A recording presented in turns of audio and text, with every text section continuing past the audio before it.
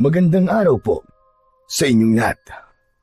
Ang kwentong inyong mapapakinggan ay tungkol kay Father Elias na isang pari na tinalikuran ang pagiging manunugis dahil sa isang mapait na nakaraan. Umalis siya sa kanilang baryo at namuhay ng tahimik sa ibang lugar. Inakala niya na natakasan niya na ang lahat. Ngunit isang hindi inaasahang tao na mula sa kanyang nakaraan ang muling nagpakita sa kanya. Nang malaman niya na muling sinasalakay ng isang aswang ang kanilang baryo, ay naging matigas ang kanyang pagtanggi na makialam sa problemang yon.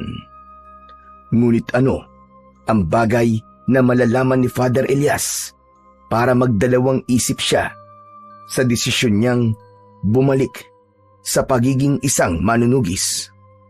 At ano ang lihim na kanilang matutuklasan sa totoong dahilan ng pagbabalik ng lagim sa kanilang baryo? Ngunit bago po ang lahat, mga idol, huwag po nating kalimutang mag-like at mag-subscribe at i-hit ang notification bell sa aking YouTube channel na The Voice Addict at Apong Isaac, para sa mas marami pang makapigil hininga na kwentong aswang at katatakutan mula sa mundo ng kababalaghan. Umpisahan na po natin ang kwento. Father Elias! Father Elias! May bisita po kayo. Naroon po siya sa sala dito sa kumbento.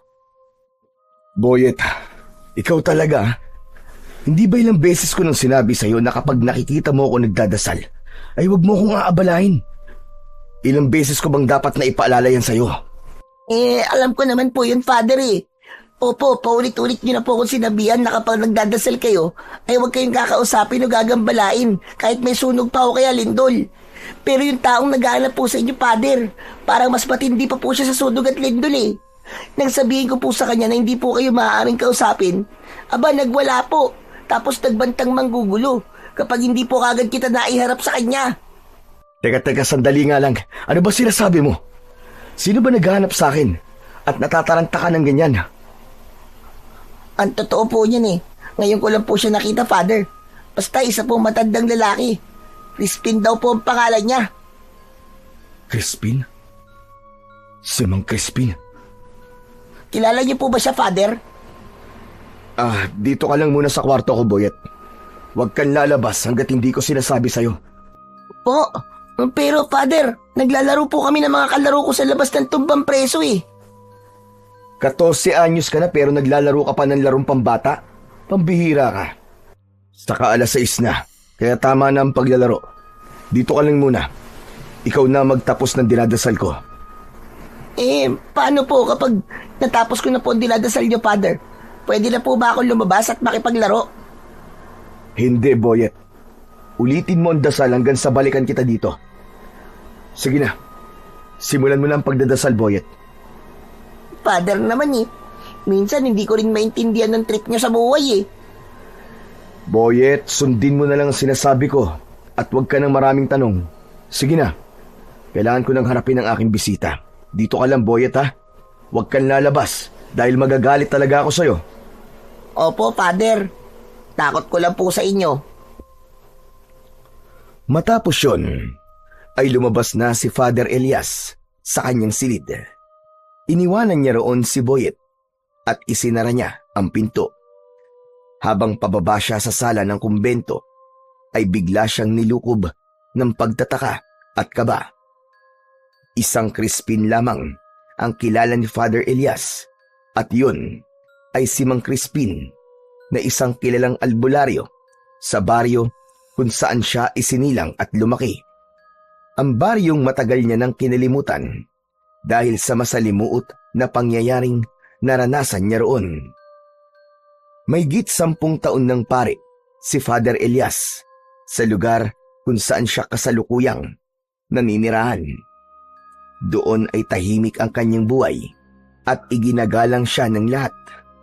Ramdam niya ang pagmamahal ng mga tao sa kanya.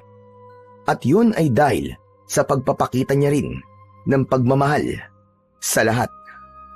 Kabaligtaran yun ng naging buhay niya sa baryo kung saan siya nagmula. Nang makarating si Father Elias sa sala ng kumbento, ay isang matandang lalaki na may suot na salakot ang nakita niya. Nakatalikod yun sa gawin niya. Abala ang matandang lalaki sa pagtingin sa mga larawan na nakapatong sa mahabang tokador. Tumikhim si Father Elias upang kunin ang atensyon ng matandang lalaki. Mabilis na humarap sa kanya ang matanda na tila ba hindi makapaniwala nang makita siya. Naglakad siya palapit dito. Elias? Sandali, ikaw ba talaga yan? Aba, napakalaki ng iyong pinagbago. Mahigit 10 taon na tayong hindi nagkikita, Mang Crispin. Talagang malaki ang magiging pagbabago sa akin. Hindi lang kasi ako makapaniwala na totoo ngang isa ka ng ganap na pari sa baryong ito. Napakalayo mo na sa dating binata na nakikipaglaban sa mga aswang. Nakikiusap po ako sa inyo, Mang Crispin. Kung gusto niyo akong makausap, ay huwag niyo nang babanggitin ang aking nakaraan. Matagal ko na pong kinalimutan ang lahat ng yun. Ayoko na pong balikan kung ano ko noon. Ay, pasensya ka na. Pasensya ka na. Sige ho, maupo muna kayo. Gusto niyo ba ng maiinom? O baka nagugutom po kayo? Ay, huwag ka na mag-abala. Ayos lang ako. Sabay na naupo ang dalawa. Sa upuan na nasa sala, magkaharap sila. Naramdaman ni Father Elias ang pagkabahala kay Mang Crispin. Mang Crispin, oo nga pala. Nasabi sa akin ng isa sa aking mga sakristan na nagwala ka rito kanina dahil gusto mo raw akong makausap kagad. Gaano ba kaimportanteng ipinunta mo rito para magwala ka ng ganon, Mang Crispin? Tandaan nyo na ang kumbento ay sagrado dahil ito ay bahagi pa rin ng simbahan. Pasensya ka na. Sadyang desperado lang akong makaharap ka kagad. Kaya ako yung ginawa. Kilala mo naman ako, Elias. Wala sa aking pagkatao ang nagwawala, ngunit talagang kailangan na kitang makausap dahil napaka-importante ng aking sasabihin sa'yo. Sabihin niyo na po ang kailangan niyo sabihin upang tayo'y matapos na rito. Kailangan ko rin pong ipagpatuloy ang aking pagdadasal na naputol dahil po sa pagdating niyo. Sandaling natigilan si Mang Crispin. Huminga ito ng malalim. Halata ang tensyon na nararamdaman ng matandang lalaki dahil sa bahagyang panginginig ng mga kamay nito. Diretsyong tumingin ang matanda sa mga mata ni Father Elias bago ito muling nagsalita. Elias, kailangan na baryo natin ang tulong mo. May isang napakalakas na aswang ang ngayon ay nanggugulo sa ating baryo. Mang Crispin, simula nang umalis ako sa baryong yun, ay iniwan ko na rin doon ang pagiging manunugis ko. Isa pa pari na ako ngayon. At ang pagkitil po sa buhay ay labag sa aking sinumpa ang tungkulin. Labag pa rin ba? Kahit marami ng buhay ang kinuha ng mga aswang na yon. Elias, ikaw lamang ang kilala ko na kaya makipaglaban sa kahit na anong uri ng aswang. Gaano man ito kalakas o kabangis. Sigurado ko na matatalo at mapapatay mo siya. Pasensya na po, Mang Crispin. Pero hindi na po ako babalik sa baryong yun. Nangako ko sa aking sarili na kahit na anong mangyari, ay hindi natatapak ang aking mga paa sa lugar kung saan ako nakaranas ng matinding pasakit. Nauunawaan kita, Elias. Sadyang hindi maganda ang karanasan mo sa ating baryo. Ngunit ang aswang na aking tinutukoy ay ang bangkilan na si Gubara. Si Gubara? Nananaginip yata ako, Mang Crispin. Naiisip niyo bang gumawa ng kwento para lang bumalik ako sa ating baryo? Hindi yan uubra sa akin. Alam kong matagal nang patay si Gubara. Pinatay siya ng aking lolo matagal ng panahon. Mawalang galang na po. Pero makakaalis na po kayo. Tatayo na sana si Father Elias, pero mabilis na nagsalita si Mang Crispin upang pigilan siya. Nagsasabi ako ng totoo, muling nabuhay si Gubara. Sa dahilang hindi namin alam. Ginamit niya ang katawan ng asawa ni Kapitan Ramil, si Celia. Ano?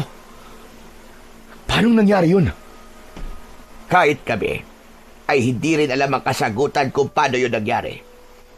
Sumapi ang kaluluwa ni Gubara kay Celia. Kaya nagkaroon siya ng katawan. Kaya ngayon, ay muling naghahasik ng lagim at kamatayan si Gubara sa baryo natin, Elias. At ang kapatid mong si Amara, siya ang nangunguna sa pagprotekta sa mga tao. Pakiramdam ko, iniisip ni Amara na dahil nasa pamilya siya ng mahuhusay na manunugis, ay may responsibilidad siyang labanan si Gubara at siguruhing ligtas sa mga tao. Bakit naman yun gagawin ni Amara? Wala siyang kasanayan sa pakikipaglaban sa mga aswang, lalo na sa isang kagaya ni Gubara na isang bangkilan. Masyadong matapang ang kapatid mo na yon, Elias.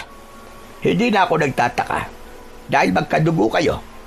Kaya kung ayaw mo mapahamak ang nag-iisa mong kapatid, ay babalik ka sa ating baryo para tuluyang wakasan si Gubara. Sandaling nag-isip si Father Elias. Bumalik sa alaala niya ang pinakamasakit na pangyayari na naranasan niya sa kanilang baryo. Si Father Elias ay mula sa pamilya ng mahuhusay na manunugis. Kaya bata pa lang ay sinanay na siya ng kanyang lolo at tatay sa pakikipaglaban sa mga aswang.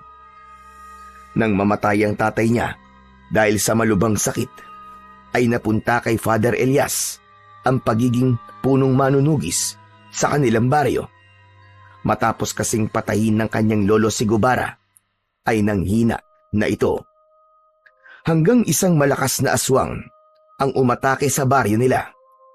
Magkatulong na nilabanan ni na Father Elias at ng lolo niya ang naturang aswang. Kahit nakita ng mga tao na nahihirapan at sugatan na sila, ay wala man lang tumulong sa kanila ni isa. Kahit anong pakiusap ang ginawa ni Father Elias noon, ay tila bingi ang mga tao. Napatay man ni Father Elias ang aswang, ay napatay din ng aswang ang lolo niya.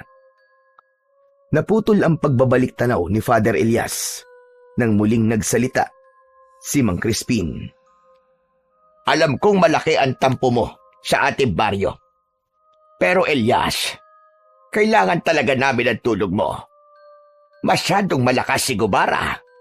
Hindi namin siya kaya. Kahit pa lahat ng tao sa ating baryo ay magtulong-tulong. Kahit wag mo na itong gawin para sa ating baryo, gawin mo na lang ito para sa kapatid mo si Amara. Alam kong wala siyang kasanayan sa pakikipaglaban sa mga aswang. Baka dumating ang panahon na maging siya ay mapahamak. Talagang ginamit niyo pang pangalan ng kapatid ko para lang pagbigyan ko ang inyong gusto. Pero pasensya na talaga, Mang Crispin. Matagal ko nang tinalikuran ng pagiging manunugis. Nakatuon na ako ngayon sa paglilingkod sa Panginoon. Kaya sige na, Mang Crispin. Makakaalis na ho kayo. Maraming salamat po sa inyong pagbisita. Masaya po ako na makalipas ang napakahabang panahon ay nakakita ako ng isang pamilyar na muka. Hindi na ba talaga magbabago ang isip mo, Elias? Ano kailangan kong gawin para pumayag ka na labanan si Gubara? Gusto mo ba na lumuhod pa ako sa iyong harapan? Hindi mo na kailangan gawin yan, Mang Crispin. Walang bagay ang kayang baguhin ang aking desisyon. Ang gawin nyo ay pagtibayin nyo ang inyong pagbabantay. Himukin nyo ang mga tao sa baryo nyo, lalo na ang mga kalalakihan na makipaglaban. Pasensya na po talaga. Pero may mga bagay pa akong dapat na gawin. Tila naramdaman ni Mang Crispin ang pagiging buo ng desisyon ni Father Elias. Kaya tumayo na ito. Nagpasalamat ito kay Father Elias bago ito tuluyang umalis. Nanatiling nakatayo si Father Elias sa gitna ng sala. Mabilis ang tibok ng puso niya. Hindi pa rin siya makapaniwala kung paanong nabuhay si Gubara sa katawan ng ibang tao. Aminado siya na may parte pa rin ng puso niya na nagsasabing kailangan niyang bumalik sa kanilang baryo. Pero sa tuwing naaalala niya ang nangyari noon, ay bumabalik din ang hinanakit niya sa mga tao sa lugar na yon. Alam ni Father Elias na mali ang magkaroon ng hinanakit. Ngunit kahit isa na siyang pari, ay tao pa rin siya. May damdamin pa rin siya, gaya ng pangkaraniwang tao. At naniniwala siya na kung tinulungan lang sana sila ng mga tao noon, ay sigurado siya na buhay pa rin sana hanggang ngayon ang kanyang mahal na lolo. Pagsapit ng 7:00 ng gabi, ay magkasama ng nagsasalo sa hapunan sina Father Elias at ang batang si Boyet. Pritong tilapia at tinola ang kanilang ulam. Si Boyet ay isang binatilyo na dating palaboy. Wala itong pamilya at walang permanenteng tahanan. Madalas itong pagkatuwaan ng mga tao, kaya naawa rito si Father Elias hanggang sa nagdesisyon siyang ampunin ito at gawing sakristan. Pinag-aaral niya rin ito upang magkaroon ng direksyon ang buhay nito. Father, totoo ba yung narinig kong pinag-usapan nyo kanina ni Mang Crispin? Dati kang manunugis ng mga aswang? Sabi ko na nga, be. Hindi mo sinunod ang aking sinabi sa'yo. Lumabas ka pa rin ng kwarto. At ang matindi pa, nakinig ka pa sa usapan ng ibang tao. Pasensya ka na, Father, ah. Hindi ko na kasi napigilan na alamin kung sino ba yung bisita mo kanina eh. Halatang halata kasi na ayaw mo malaman kung sino siya eh. Mas lalo tuloy lumaki ang kagustuhan kong makilala siya. Hindi ka na talaga marunong makinig sa akin, ha? Hindi ka na kagaya nung dati. Nakikinig pa rin naman ako sa inyo, Father eh. Kanina lang talaga hindi. Pero totoo po ba yung mga narinig ko kanina, Father? Dati kayo manunugis at pinapabalik kayo nung Mang Crispin sa inyong baryo para makipaglaban dun sa nabuhay na namang aswang na si... Ano nga bang pangalan nun? Gubara. Ayun, si Gubara. Ano, Father? Sagutin niyo naman po ang tanong ko. Totoo po ba ang lahat ng yon? Narinig mo na ang usapan namin kanina, di ba? Bakit kailangan mo pa ng kumpirmasyon? Manahimik ka na lang dyan at ituloy mo na ang pagkain mo. Wow! Kung ganon, totoo nga na isa kayong manunugis. Sobrang astig niyo po pala. Ini-imagine ko pa lang na may hawak kayong itak habang nakikipaglaban do sa mga aswang, kinikilabutan na talaga ako. O, tingnan mo, Father, oh. Tumataas sa mga balahibo ko sa braso. Father, bakit hindi po kayo bumalik ulit sa baryo nyo para labanan po yung aswang na yon? Sasama po ako sa inyo. Gusto ko po kayong makitang nakikipaglaban sa aswang. Tumahimik ka na, Boyet, pwede ba? Hindi yan mangyayari. Dahil hindi na ako babalik sa baryong yun. Pero, Father... Boyet, tama na. Tapusin mo na ang pagkain mo. At huwag ka na magtanong sa mga bagay na hindi makakatulong sa ating dalawa. Naging seryoso ang mukha ni Father Elias at diretso niyang tinignan ang mga mata ni Boyet. Napayuko si Boyet at ipinagpatuloy na lamang nito ang pagkain. Alam ni Boyet na kapag ginawa na yon ni Father Elias, ay unti-unti na siyang nagagalit. Ngunit ang totoo ay hindi galit si Father Elias. Nais lang niyang iwasan na mapag-usapan ang kanyang nakaraan dahil matagal na siyang nangako sa kanyang sarili na hindi niya na yon babalikan. Kinagabihan, habang mahimbing na natutulog si Father Elias, ay dinalaw siya ng isang masamang panaginip. Sa kanyang panaginip ay nakita niya ang dalaga niyang kapatid na si Amara sa gitna ng isang madilim na kagubatan. Hawak nito ang isang itak habang buong tapang na lumalaban sa mga aswang.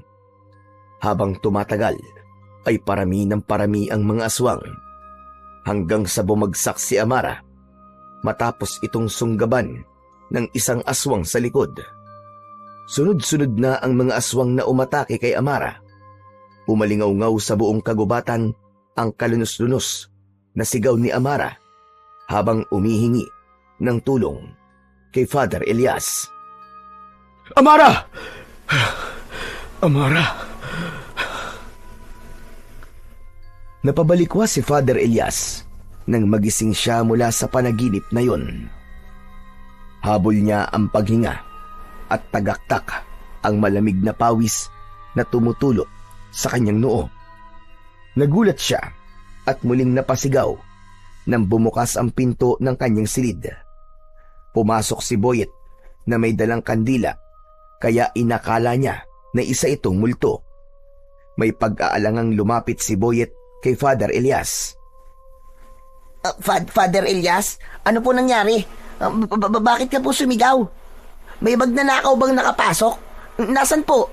Humanda siya sa akin dahil makakatikim siya ng karate ko. Kung makapagsalita ka ng karate, parang marunong ka talaga nun Mas natakot pa nga ako sa pagdating mo Pambihira ka, akala ko multo ka na nangihingi ng hustisya. Aray, grabe ka talaga sa akin, Father Elias Minsan iniisip ko tuloy, hindi kayo totoong pare Masyado pong pasmado ang bibig nyo Lumabas ka na nga ng kwarto ko, Boyet. Bumalik ka na sa silid mo at matulog ka na. Pero bakit nga po kayo sumigaw, Father? Yung sigaw nyo po kasi parang takot na takot po kayo Wala ito. Nanaginip lang ako ng hindi maganda. Ano po napanaginipan nyo, Father? Kwento nyo naman po sa akin, makikinig ako.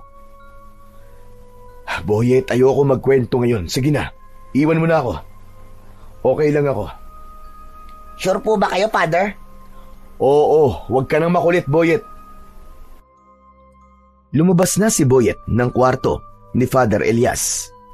Nang mag-isa na siya, ay umayo siya ng higa, pero hindi na siya nakabalik sa pagtulog. Inalala niya ang nakababata at nag-iisa niyang kapatid na si Amara. Naisip niya na may posibilidad na magkatotoo ang panaginip niya na yun dahil sinabi ni Mang Crispin na si Amara ang nangunguna sa pakikipaglaban sa aswang na si Gubara. Kinabukasan ng umaga, nakatayo si Father Elias sa harapan ng mga tao sa loob ng simbahan. Nagtungo siya sa gitna at sinimulan niya ang kanyang homily. Mga kapatid, pakinggan natin ang sinasabi sa sulat ni San Pablo sa mga taga-Efeso. Kabanata 4, talata 31 hanggang 32. Alisin niyo ang lahat ng galit, puot at panlilibak at lahat ng masasamang hangarin. Sa halip, maging mabait kayo sa isa't isa. Mahabagin, mapagpatawad, gaya ng pagpapatawad sa inyo ng Diyos sa pamamagitan ni Kristo. Mga kapatid, ang galit ay parang binhi. Kapag ito ay itinanim at hinayaan nating lumago, magbubunga ito ng hinanakit at pagkawasak. Ngunit kung ang itinanim natin ay pangunawa, pagmamahal at pagpapatawad, magbubunga ito ng kapayapaan at pagkakaisa. Mga kapatid, huwag nating hayaang mabulok ang ating mga puso sa puot dahil walang kabutihang naidudulot ito. Ang Diyos ay hindi nagtatanim ng galit, kundi ng pag-ibig. At yun ang dapat nating tularan. Matapos sabihin ni Father Elias ang kanyang homily, ay bahagya siyang natahimik. Bumigat ang kanyang dibdib at tila sumaksak ang sarili niyang mga salita sa kanyang isipan. Naalala niya ang gabing nakipaglaban sila ng kanyang lolo laban sa mga aswang, at kahit nakita ng mga tao na kailangan nila ng tulong, ay walang tumulong sa kanila. Hindi sinasadyang nahagip ng mata niya si Mang Crispin na nasa huliang hanay ng upuan. Matiim yung nakatingin sa kanya na para bang alam nito na tinamaan siya sa kanyang mga sinabi. Matapos ang misa ni Father Elias, ay isa-isa nang umalis ang mga tao. Nasanay na siya na hindi siya umaalis sa unahan. Hanggang sa wala ng tao ang nasa loob ng simbahan. Halos lahat ng mga tao ay umalis na maliban kay Mang Crispin na nakaupo pa rin. Tumalikod na si Father Elias para magtungo sa kumbento pero hinabol siya ni Mang Crispin at naabutan siya nito sa sala ng kumbento. Humarang si Mang Crispin sa harapan ni Father Elias. Mang Crispin, ano bang ginagawa niyo rito? Akala ko ho ba umalis na kayo? Bakit hindi pa kayo bumabalik sa baryo niyo? Baryo natin, Elias. Baryo natin. Kahit matagal ka nang wala roon, ay hindi mo maaalis ang katotohanan na doon kay pinanganak. At parte ka pa rin ng lugar na yon. Ayoko na pong makipagtalo sa inyo, Mang Crispin. Kung yan po ang gusto niyong isipin ay bahala po kayo. May mga kailangan pa po akong gawin. Pasensya na po kung hindi ko kayo mahaharap ngayon. Yung homily mo kanina, yung tungkol sa pagtatanim ng galit, naramdaman kong tinamaan ka doon. Sa bibig mo na mismo ng galing, Elias. Mali ang magtanim ng galit. Sana'y maunawaan mo na kaya hindi kayo natulungan ng mga tao ng lolo mo noong mga panahong yon. Dahil lubang takot sila. Bukod doon, wala silang alam sa pakikipaglaban sa mga aswang. Tumiim ang bagang ni Father Elias. Nag-init ang kanyang mga mata. Ginawa niya ang lahat upang pigilan ang pagpatak ng kanyang mga luha. Hindi na lang siya nagsalita dahil alam na alam niyang hindi magagandang salita ang lalabas sa kanyang bibig. Inisip niya na siya ay isang pari at alagad ng Diyos at katatapos lang niya sa kanyang misa. Nang hindi na nagsalita si Father Elias, ay tumalikod na lamang si Mang Crispin. Nakakailang hakbang pa lamang si Mang Crispin nang bumalik sa alaala ni Father Elias ang napanaginipan niya kagabi. Ang totoo, hindi na siya nakatulog simula nang magising siya sa panaginip niyang yun. Mang Crispin, sandali lang po. Huminto si Mang Crispin at muli itong lumapit kay Father Elias. Bakit, Elias? Nagbago na ba ang isip mo? Sasama ka na ba sa akin pabalik sa baryo natin? Mang Crispin, totoo ba ang sinabi mo na nangunguna si Amara sa pakikipaglaban kay Gubara? Totoo yun. Totoo ang sinabi ko sa'yo. Kahit ako'y nagulat ng pangunahan ni Amara ang pakikipaglaban kay Gubara. Nasabi ko na sa'yo ang maaaring dahilan niya. Bakit mo nga pala naitanong yan bigla? Ang totoo po kasi niyan, napanaginipan ko po si Amara kagabi. Nakikipaglaban po siya sa mga aswang tapos pinatay siya ng mga aswang. Mang Crispin, natatakot ako sa maaaring mangyari sa kapatid ko sa ginagawa niya. Kaya nga kailangan mo sumama sa akin, Elias. Kailangan mong tulungan ang kapatid mo. Nakikiusap ako sa iyo. Sandaling nag-isip si Father Elias. Si Amara na lamang ang nag-iisang kadugo niya. Kahit natiis niya na wag itong makita ng ilang taon, ay mahalaga pa rin sa kanya ang kapatid niya. Sige po. Sasama na po ako sa inyo. Pero kailangan niyo akong bigyan ng ilang araw dahil kailangan kong makahanap ng pari na pansamantalang papalit sa akin dito. Hindi po ako maaaring umalis dito ng basta na lamang. Salamat. Salamat, Elias. Hindi mo alam kung gaano ako kasaya sa desisyon mo na yan. Huwag ka mag-alala. Dahil hihintayin kita. Sabay tayong babalik sa baryo natin at sigurado ko na ikaw ang tatapos sa kasamaan ni Gubara. Gaya ng ginawa ng iyong lolo noon. Tumango na lamang si Father Elias bilang tugon. Pero sa loob ng utak niya ay may ibang bagay siyang nais gawin. Kaya gusto niyang bumalik sa kanilang baryo. Matapos ng pakikipag-usap ni Father Elias kay Mang Crispin, ay nagtungo na siya sa kanyang silid. Umupo siya sa upuang nasa tabi ng bintana. Sa pagdungaw niya sa bintana, ay nakita niya si Mang Crispin na naglalakad papalayo sa simbahan. Nagulat si Father Elias sa biglang pagpasok ni Boyet. May dala itong malinis na kumot at mga punda. "Pwede ba, Boyet? Matuto ka namang kumatok. Kung may sakit ako sa puso, aba, matagal na akong inatake sa puso ng dahil sa'yo." Hehe, bawasan mo kasi ang pagkakape, Father. Nagiging masyado ka nang magugulatin eh. Nandito po ako para palitan po ng punda ang mga unan nyo. Saka papalitan ko na rin po ang kumot nyo. Okay, sige. Gawin mo lang dapat mong gawin at pagkatapos ay lumabas ka na.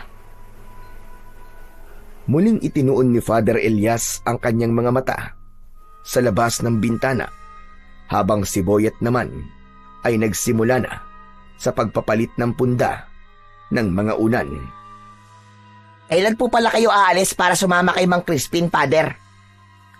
Siguro baka sa Miyerkules. Kailangan ko lang makasiguro na may papalit sa akin dito. Teka, paano mo nalaman na aalis ako? Nakausap mo ba si Mang Crispin at siya nagsabi sa'yo? Hindi po. Narinig ko po ang pinag-uusapan nyo kanina ni Mang Crispin. Hindi ba't ang sabi ko sa'yo hindi ka dapat nakikinig sa usapan ng ibang tao? Teka, bago ka magalit, Father, gusto ko lang pong sabihin sa inyo na hindi ko sinasadyang marinig ang pag-uusap niyo ni Mang Crispin. Dadalhin ko na po kasi sana yung mga ginagamit nyo sa misa sa storage room. Tapos, doon ko na po narinig ang pinag-uusapan nyo. Hindi ko po yung sinasadya, maniwala po kayo. Kahit na, Boyet. Dapat ay umalis ka na lang para hindi mo narinig ang pinag-uusapan namin. Pero Father, babalikan na po ba talaga sa baryo nyo? Ibig sabihin makikipaglaban ka na po ulit sa mga aswang? Babalik ako sa lugar na yung, Boyet. Pero hindi ako makikipaglaban sa mga aswang. Pero, yun ang narinig ko sinabi ni Mang Crispin, Father Yun ang sinabi niya. Pero hindi ko sinabing ganun ang gagawin ko.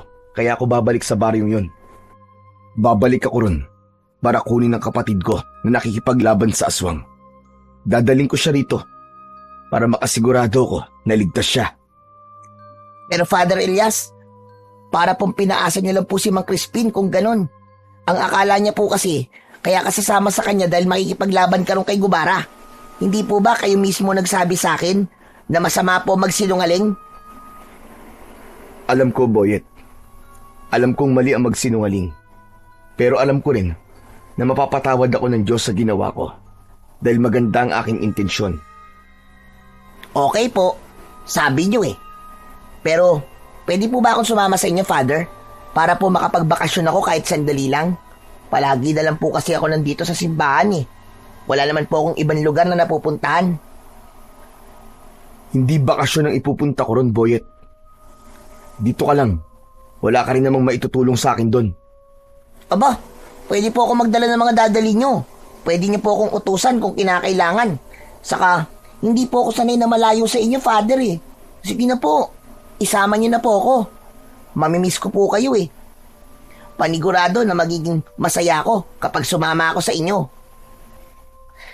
Ay, nako. Sige na. Oo na, payag na ako na sumama ka sa akin. Pero tandaan mo na ayoko magpapasaway ka ron, ha? Hindi ka pwedeng mawala sa paningin ko at lahat ng sasabihin ko ay kailangan mo sundin. Nagkakaintindihan ba tayo? Yun lang po pala Yakang-yaka ko pong gawin yun. Bahagyang napangiti si Father Elias sa kasiyahan na ipinakita ni Boyet. Kahit makulit si Boyet at madalas itong nagpapasaway, ay mahalaga pa rin ito sa kanya. Parang anak na ang turing niya rito at wala siyang ibang nais kundi ang ikabubuti at kasiyahan nito. At kung ang pagsama nito sa kanya sa baryo kung saan siya magtutungo ay magpapasaya rito, ay handa siyang isama ito roon. Agad na nagtungo at nakipag-usap si Father Elias sa kanilang obispo upang humingi ng pahintulot para makapagbakasyon siya ng 1 linggo.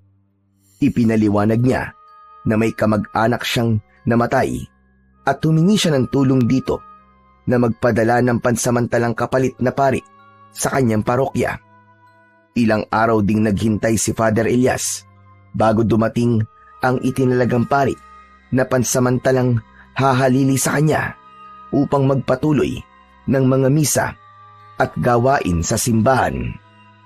Nang matiyak niyang maayos na ang lahat at walang maiiwang responsibilidad na nakabinbin, ay nakahinga na siya ng maluwag at inihanda na niya ang sarili para sa nalalapit niyang pagbabalik sa kanilang baryo. Isang gabi, abala si Father Elias sa pag-iempake ng mga gamit na dadalhin niya sa pag-alis nila mamayang madaling araw. Huli niyang inilagay sa kanyang traveling bag ang Biblia at rosaryo. Matapos niyang mag-empake, ay may kumatok sa pinto ng kanyang kwarto. Bumukas yun at pumasok si Boyet. Father Elias, tapos na po ako mag-empake. Hindi ko na po dinamihan ang dinala kong damit kasi ang sabi niyo po, ilang araw lang naman tayo ron. Oo, Boyet. Basta makumbinsi ko ang kapatid ko na sumama sa atin, babalik na agad tayo rito. Pero Father, sigurado po ba kayo na sasama po sa atin ang kapatid niyo? Hindi po ba siya po ang nangunguna sa pakikipaglaban sa aswang sa baryo niyo? Mas matanda ako sa kanya at naniniwala ako na makikinig siya sa akin. Alam kong alam niya na gagawin ko to dahil ayoko mapahamak siya. Eh si Mang Crispin, Father? Anong tungkol kay Mang Crispin, Boyet? Hindi po ba kayo inuusig ng konsensya niyo? Kasi nagsisinungaling po kayo sa kanya. Asang-asa pa naman siya sa inyo na makikipaglaban kayo ron kay Gubara. Kawawa naman siya, Father. Mas kawawa ang kapatid ko, Boyet, kapag namatay siya sa kalaban niyang aswang. Talagang patay kagad, Father? Hindi pa pwedeng mapahamak muna? Alam mo, ikaw na bata ka, ang dami mo talagang alam. Sige na, matulog ka na. At maaga pa tayong aalis mamayang madaling araw. Kapag ikaw hindi nagising, iiwan talaga kita. Grabe ka talaga, Father. Matutulog na nga po ako eh. Huwag niyo po akong iiwan, ha? Nagmamadaling umalis si Boyet para magtungo na sa kwarto nito. Nang mag-isa na muli si Father Elias, ay siniguro niya na wala na siyang nakalimutang ilagay sa kanyang bag bago siya natulog. Pagsapit ng madaling araw, ay lumabas na ng kumbento sina Father Elias at Boyet. Bit-bit nila ang kani-kanilang bag. Sinalubong sila ni Mang Crispin sa labas ng simbahan. Mula roon ay sumakay sila ng tricycle na nagatid sa kanila sa istasyon ng bus. Sumakay sila ng bus at nang napuno na yon ng pasahero, ay umandar na yon. Magkatabi sina Father Elias at Mang Crispin habang si Boyet ay nasa kanilang likuran. Habang nakamasid si Father Elias sa labas ng bintana, ay naririnig niya ang boses ni Mang Crispin. Sa totoo lang, suntok sa buwan ang pagpunta ko sa inyo, Elias. Hindi ako sigurado kung sasama ka sa akin o hindi. Kaya napakasaya ko ngayon dahil kasama na kitang babalik sa ating baryo. Hindi mo alam kung gaano kalaki ang tulong na magagawa mo sa aming lahat. Lalo na't ikaw lamang ang kilala kong may kakayahan na makipaglaban sa kagaya ni Gubara. Maging ako, Mang Crispin, ay hindi makapaniwala na sasama ako sa inyo. Ngunit huwag niyong isipin na ito ay gagawin ko para sa mga tao sa baryong yun. Ayoko lang may mangyaring masama sa aking kapatid na si Amara. Siya na lamang ang natitira kong kadugo. At para sa isang babae, ay hindi siya ang dapat nangunguna sa pakikipaglaban kay Gubara. Ang bagay na yun ay gawain ng isang lalaki. Sadyang nasa dugo ni Amara ang pagiging manunugis. Pinipigilan ko siya nung una. Pero matindi ang pagnanais niyang makipaglaban upang iligtas at protekta ng ating baryo. Hindi na nagsalita pa si Father Elias at ipinikit na niya ang kanyang mga mata upang hindi na siya kausapin pa ni Mang Crispin. Labis na ang konsensyang kanyang nararamdaman dahil puro kasinungalingan na ang lumalabas sa kanyang bibig. Hindi niya kasi kayang sabihin kay Mang Crispin na kaya siya babalik sa kanilang baryo ay upang kunin at ilayo roon ang kanyang nag-iisang kapatid. Makalipas ang napakahabang oras ng pagbiyay, ay nakarating na sina Father Elias sa baryong iniwanan niya noon. Hapon na nang makarating sila roon. Sa tagal na nawala siya sa lugar na yon, ay halos wala yung pinagbago. Halos walang katao-tao sa labas, kahit hindi pa madilim ang paligid. Ramdam ni Father Elias ang takot na bumabalot sa buong baryo. May ilan na nakakita sa kanya at tinitigan siya ng mabuti mula sa malayo na parabang inaalam ng mga ito kung sino siya. Nang makarating na sila sa harapan ng bahay ni na Father Elias, ay bahagyang naluha ang pari. Samot-saring alaala ang bumalik sa kanya. Mula sa kanyang pagkabata hanggang sa tuluyan na siyang naging ganap na manunugis ng mga aswang. Halika, sigurado ko na nasa likod ng inyong bahay si Amara. Alam ko na kapag ganitong oras ay gumagawa siya roon ng mga sibat mula sa kawayan. Naunang nagtungo si Mang Crispin sa likod ng bahay. Marahan ng paghakbang na nakasunod naman dito sina Father Elias at Boyet. Nasa gilid pa lang sila ng bahay ay narinig na nila ang boses ni Amara. Mang Crispin, nakabalik na po pala kayo. Kumusta po ang lakad nyo? Kasama niyo na po ba si Kuya Elias? Nakarating na si Father Elias sa likod ng bahay. Naroon si Amara na may hawak na kawayan at itak. Tuluyan nang pumatak ang luha ni Father Elias nang malaman na dalagang-dalaga na ang kanyang kapatid. Malayo na yon sa dalagitang si Amara nang umalis siya sa baryong yun. Naluluwang lumapit si Amara kay Father Elias. Hindi makapaniwalang tinignan siya nito. Kuya, ikaw na ba talaga yan? Kuya Elias? Ako nga, Amara. Bagay na bagay pala talaga sa'yo maging pari, kuya. Bagay sa'yo ang suot mong abito. Totoo nga sinabi mo sa akin bago ka umalis na magiging pari ka dahil mas gusto mo ang tahimik na buhay. Iiwan ko muna kayo magkapatid para makapag-usap kayo. Boy at Iho, ilagay mo muna ang gamit ni Elias sa loob at sumama ka sa akin. Bigyan natin ng oras sina Elias at Amara. Sige po, Mang Crispin. Nang makaalis na si Mang Crispin at Boyet, ay mahigpit na yumakap si Amara kay Father Elias. Gumanti naman si Father Elias ng yakap sa kanyang kapatid. Matapos nilang magyakap, ay kapwa sila. Luhaan. Sobrang saya ko, kuya. Kasi nandito ka na ulit sa baryo natin. Pero sana, kuya, ay proud ka sa akin. Kasi nakaya ko mag-isang mabuhay. Patawarin mo ako kung iniwanan kita noon. Patawad kung umalis pa rin ako kahit alam ko na mabubuhay ka rito na mag-isa. Ayos lang, kuya. Dahil kasi ron ay mas naging matapang ako. Natuto ko mabuhay nang hindi pa laging nakadepende sa ibang tao. Kaya nga sobra kitang ipinagmamalaki, Amara. Napakalayo mo na sa matatakuting dalagitan na kahit sa kidlat at kulog ay nagtatago. Naalala mo pa talaga yun, kuya. Pero maiba ko. Siguro naman, kuya, ay nasabi na sa'yo ni Mang Crispin ang nangyayari rito sa ating baryo. Si Gubara, yung malakas na bangkilan, nabuhay ulit siya. Hindi namin alam kung paano bumangon ng kanyang espiritu at sumanib yun sa asawa ni Kapitan. Kaya ngayon, may katawan na ulit siya at nag-aasik siya ng lagim dito sa ating baryo. Nakapagtataka nga ang bagay na yan. Hindi ko alam na kaya palang sumanib ng kaluluwa ng isang aswang upang magkaroon ito ng panibagong katawan. Kahit nga si Mang Crispin ay hindi rin alam ang kasagutan sa misteryong yan. Pero kuya, kaya ka ba bumalik dito ay dahil tutulungan mo kaming labanan si Gubara? Sa totoo lang, nahihirapan na kaming labanan si Gubara, kuya. Lalo na at wala namang kasanayan sa pakikipaglaban sa mga aswang ang mga tao rito. Ang pamilya lang natin ang may kaalaman pagdating sa ganung bagay.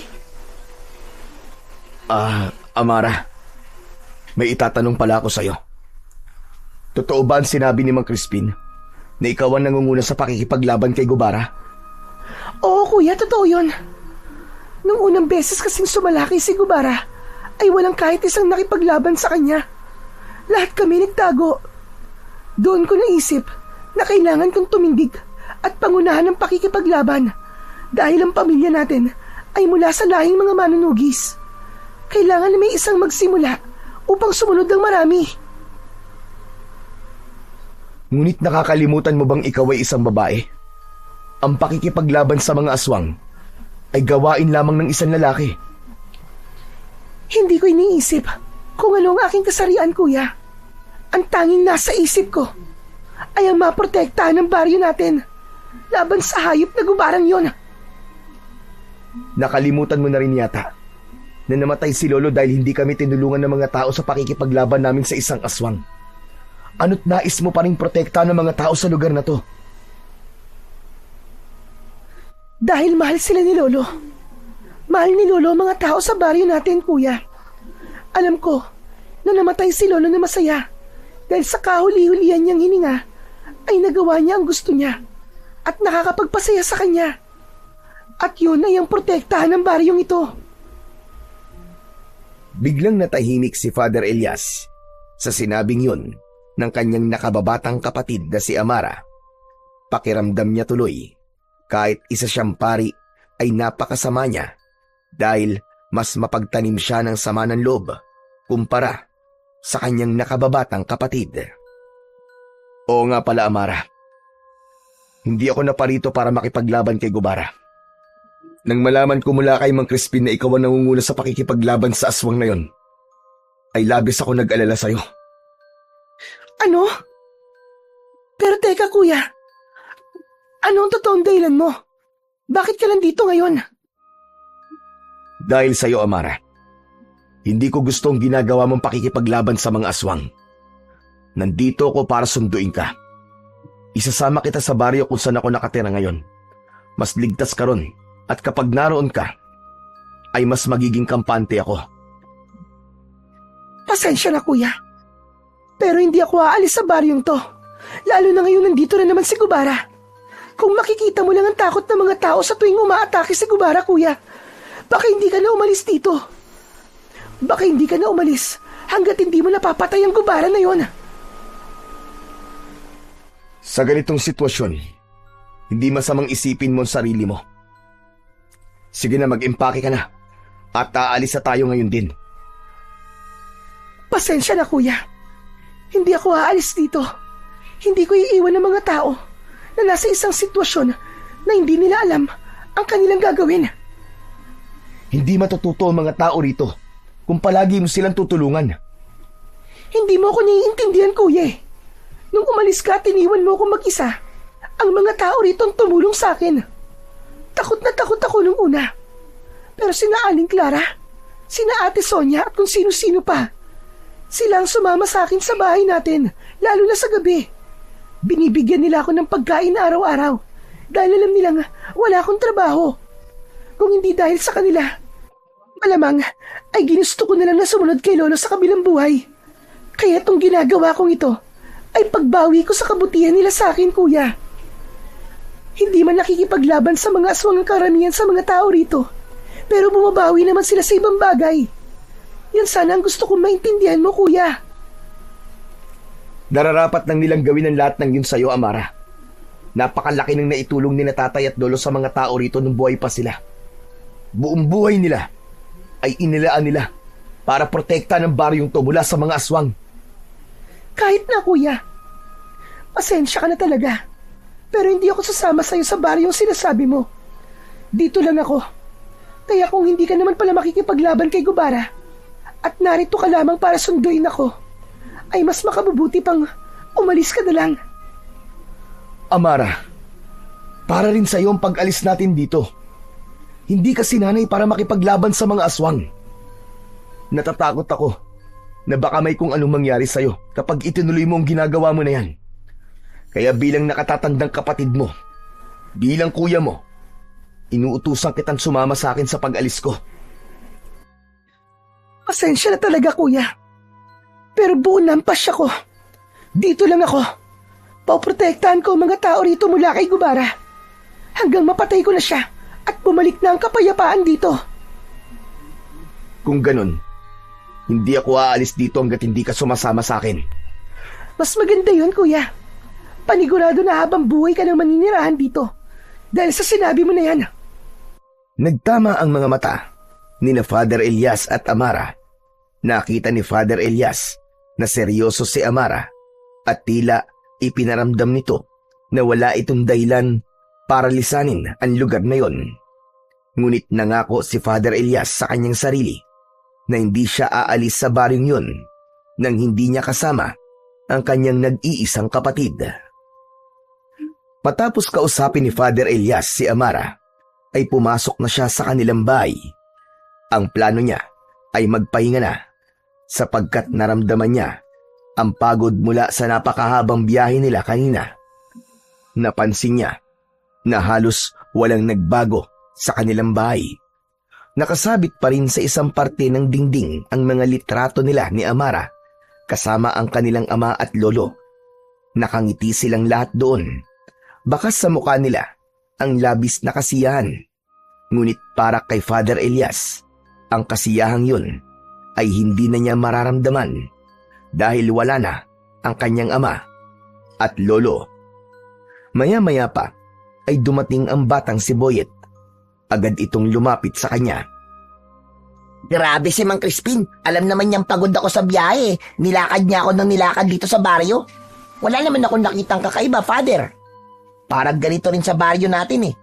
Ay teka, nakausap niyo na po ba si Ate Amara? Pumayag na po ba siyang sumama sa atin?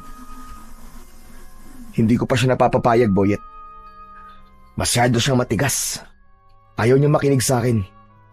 Talagang gusto niyang gayahin sina tatay at lolo. Naprotektahan ng baryong to laban sa mga aswang hanggang sa huli nilang hininga. Nako, problema po yan, Father.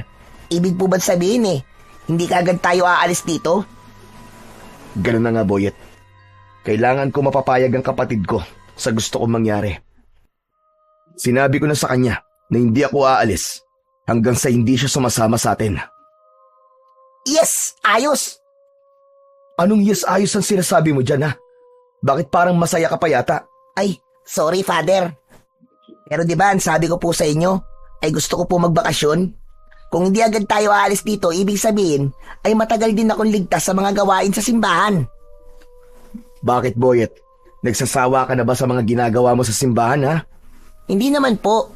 Pero simula po kasi ng ampun ninyo ko, ay wala na akong ginawa kundi ang maglingkod sa simbahan at gawin ang mga dapat kong gawin doon. Hindi sa nagsasawa po ako, pero tao lang po tayo, Father.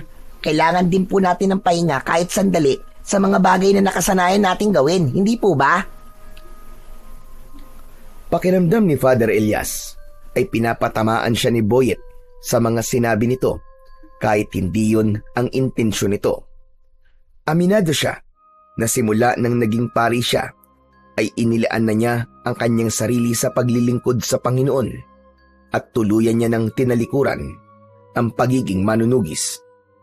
Ngunit kahit ano pa ang sabihin ni Boyet o ng ibang mga tao, para sa kanya ay wala na siyang dahilan para bumalik sa pakikipaglaban sa mga aswang. Kinagabihan, naghanda si Amara ng masarap na hapunan. Nagprito ito ng galunggong at nagluto din ito ng ginisang munggo. Naging magana ang pagkain ni na Father Elias at Boyet. Ang galing mo palang magluto, Ate Amara. Napakalayo ng luto mo sa luto ni Father Elias. Bakit? Ano bang klaseng luto ang ginagawa ni Kuya? Nako, ayoko na lang magsalita at baka masaktan pa si Father Elias eh. Ibig sabihin, hindi ka talaga nasasarapan sa mga niluluto ko, Boyet? Hindi ba kapag nagluluto ko, ay palagi mo sinasabi na masarap? Wala naman kasi akong choice, Father eh. Ikaw lang naman kasi ang nagluluto para sa atin sa simbahan. Hayaan mo, kapag sumama sa atin si Amara, ay palagi na masarap ang kakainin natin sa simbahan. Biglang naubo si Amara sa sinabing yun ni Father Elias. Oh, ayos ka lang ba, Amara? Nasamid ka ba? Uminom ka muna ng tubig. Nabigla lang ako sa sinabi mo, kuya. Akala ko kasi nakapag-usap na tayo kanina at malinaw na sa'yo na hindi ako sasama sa'yo. Malinaw din ang sinabi ko. Hindi ako aalis dito nang hindi ka kasama. Kuya, pwede bang isang tabi muna natin ang bagay na yan? Kararating mo lang dito. Gusto ko naman na mag-usap tayo na walang tensyon na namamagitan sa ating dalawa. Gusto ko malaman ang mga nangyari sa'yo nang nakalipas na 10 taon. Yun lang ba? Eto, naging pare ako at masaya ako sa baryo kung saan ako naninilbihan. Ramdam ko ang pagmamahal ng mga tao sa akin. Napakabait kasi ni Father Elias, ate.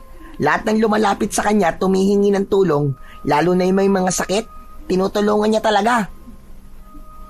Pero palagi ko sinasabi na ang tulong na yun ay hindi mula sa akin. Yun ay mula sa mga tao at mga grupo na nagbibigay ng donasyon sa simbahan. Ako lamang ang tagapagbahagi nun. Hindi ka pa rin pala talaga nagbabago, kuya. Alam mo ba, Boyet, kahit nung medyo bata-bata pa si kuya, ay mabait na talaga siya. Malaki ang pagmamahal niya sa mga tao rito sa aming baryo. Kaya nga, ginawa niya ang lahat para maging mahusay na manunugis. Gusto niya kasing sundan ang yapak nila tatay at lolo na tumutulong sa mga tao sa pamamagitan ng pakikipaglaban sa mga aswang. Talaga, ate? Kwentuhan niyo naman po ako nang naging pakikipaglaban ni Father Elias sa mga aswang. Amara, Boyet, tama na yan. Kumain na muna tayo at mamaya na kayo magkwentuhan. Ito talaga si Father, oh. Medyo KJ din kung minsan eh. Boyet, Sorry, Father. Sabi ko nga po, kumain na po muna tayo. napailing na lamang si Father Elias habang nakatingin kay Boyet. Ang totoo ay sinadya niyang pigilan si Amara na ikwento kay Boyet ang mga naging karanasan niya sa pakikipaglaban niya noon sa mga aswang. Ayaw niya nang marinig ang mga ganong kwento, lalo na't matagal niya nang kinalimutan ang parting yun ng kanyang nakaraan. Oras na ng pagtulog, pero hindi pa rin dinadalaw ng antok si Father Elias. Kaya habang mahimbing na natutulog si Boyet sa kanilang kwarto, ay lumabas siya at naupo sa upuang nasa harapan ng kanilang bahay. Napakatahimik ng paligid at tanging ang huni lamang ng mga kuliglig ang kanyang naririnig. Makalipas ang ilang sandali, ay lumabas din ng bahay ang kapatid niyang si Amara. Umupo ang dalaga sa tabi ni Father Elias. Alam mo, kuya, nang sabihin ni Mang Crispin na pupuntahan ka niya at kukumbinsin na bumalik dito, napakasaya ko. Sa loob kasi na mahigit 10 taon, hindi ako nawalan ng pag-asa na babalik ka rito. Pasensya ka na, Amara, kung hindi man lang kita dinadalaw dito. Alam mo naman kung ano ang aking dahilan. Pero walang araw at gabi na hindi kita isinama sa aking panalangin. Palagi kong ipinagdadasal na sana ay maayos ka sa araw-araw at palagi kanyang protektahan. Maraming salamat, kuya. Mukhang dinidinig ng Diyos ang mga dasal mo kasi hanggang ngayon ay buhay pa ako. Ngunit gusto kong sabihin sa'yo na minsan hindi sapat ang pagdarasal lang. Hindi pwedeng iasa natin palagi ang lahat sa ating Panginoon. Madalas ang mga nangyayari sa ating buhay ay bunga ng ating desisyon. Kaya alam ko na mas makabubuti kung titigil ka na sa pakikipaglaban sa mga aswang at sasama ka na sa akin. Pasensya ka na talaga, kuya. Pero kahit ilang beses mo akong pilitin, ay hindi talaga ako sasama sa'yo. Nasimulan ko na to, kaya kailangan ko itong tapusin. Isa pa, marami na ring napatay si Gubara simula na magbalik siya. Si Mang Kaloy, na matalik na kaibigan ni tatay, wala na siya. Pinatay siya ni Gubara, kuya. Pati na rin ang kababata mong sina Alex at Mario. Namatay din sila dahil kay Gubara.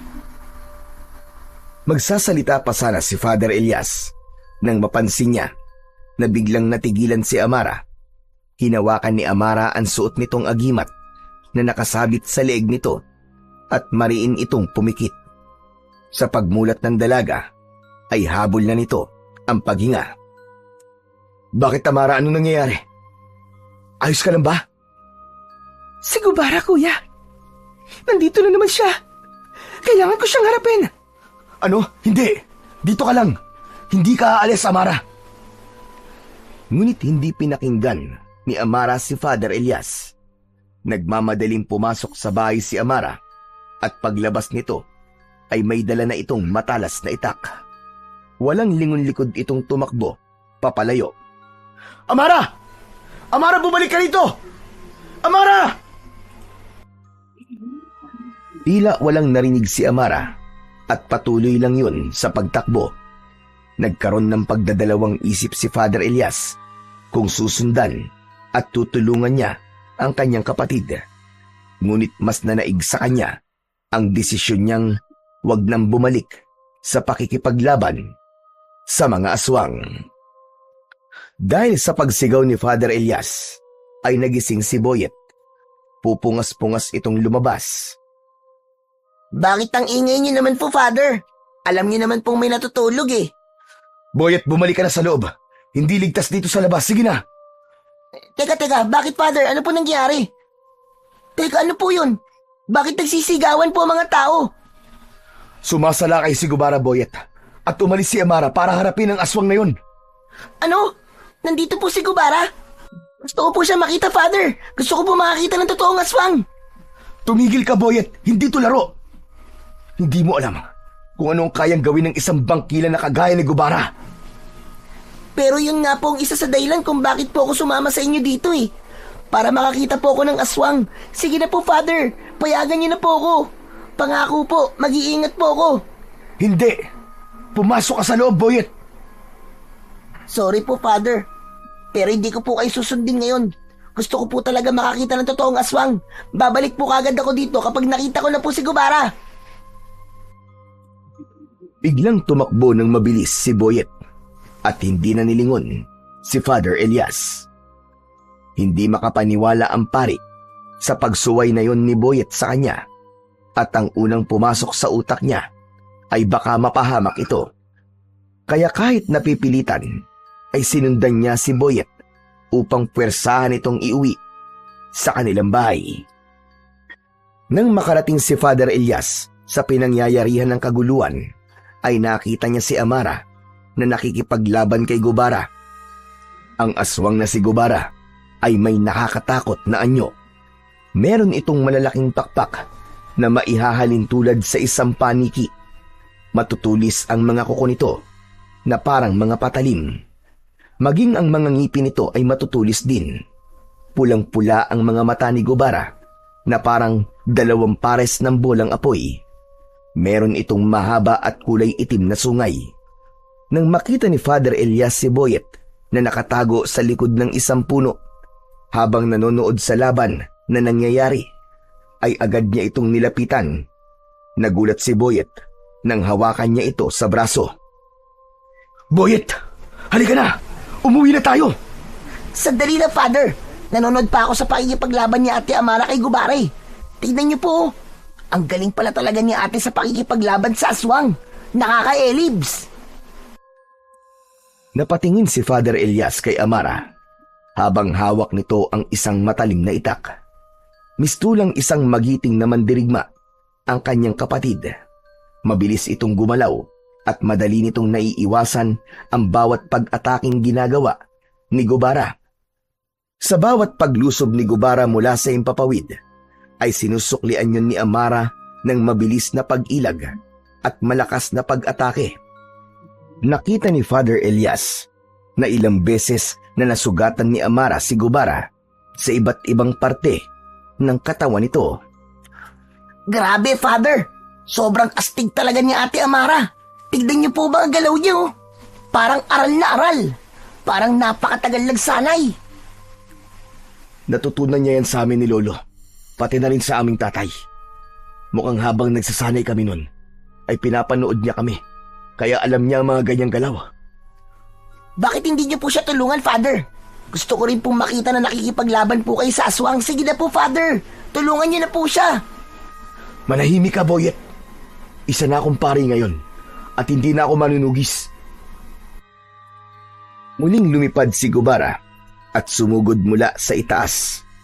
Naglalaway ito at galit na galit, subalit sinalubong ito ni Amara ng mabilis na saksak sa balikat. Napaatras si Gubara at lumipad yun papalayo hanggang sa tuluyan na yung nawala sa kanilang paningin. Doon na lumabas ang mga tao sa kani-kanilang mga bahay. Takot na lumapit ang mga yun kay Amara upang magpasalamat. Nang sandaling yon ay lumabas na rin sina Father Elias sa likod ng puno. Naglakad siya papalapit kay Amara at hinawakan niya ito sa braso. Kuya! Umuwi na tayo. Sandali lang, kuya. Nagpapasalamat pa ang mga tao sa akin. Tama na yan. Umuwi na tayo. Wala nang nagawa si Amara kundi ang sumunod at sumama sa kuya niyang si Father Elias. Nang makarating sila sa kanilang bahay, ay nasa labas si Mang Crispin na parabang naghihintay sa kanila. May bitbit itong bayong na wala silang ideya kung ano ang laman. Nakita mo naman siguro kung gaano kahusay makipaglaban si Amara. Siguro naman, Elias, ay hindi mo na siya pipilitin na sumama sa'yo. Paalis sa baryo natin. Teka. Paano niyo po nalaman ang bagay na yan? Amara, sinabi mo ba sa kanya? Hindi. Wala akong sinasabi kay Mang Crispin. Si Boyet ang nagsabi sa akin, Elias. Bago tayo umalis sa simbahan, ay ipinaalam niya na kaya ka nagbalik sa ating baryo ay upang ilayo sa lugar na to ang iyong kapatid. Mang Crispin naman pahamak eh. Hindi po ba sabi ko sa inyo huwag niyo sasabihin kay Father na ako nagsabi sa inyo? Yari tuloy ako ngayon. Ikaw talaga, Boyet, ha? Kahit kailan talaga puro pagpapasaway ang ginagawa mo. Huwag ka na magalit kay Boyet, Elias. Nakita mo naman, kahit nalaman ko na wala kang balak labanan si Gubara, ay isinama pa rin kita rito. Nais ko kasing makita mo mismo ang kalagayan ng ating lugar. Gusto kong maramdaman mo ang kanilang takot. Gusto kong makita mo ang tapang ng iyong kapatid. Dahil naniniwala ko na kahit matagal mo nang tinalikuran ang pagiging manunugis ng mga aswang, ay hindi ito basta-bastang mawawala sa iyong pagkatao.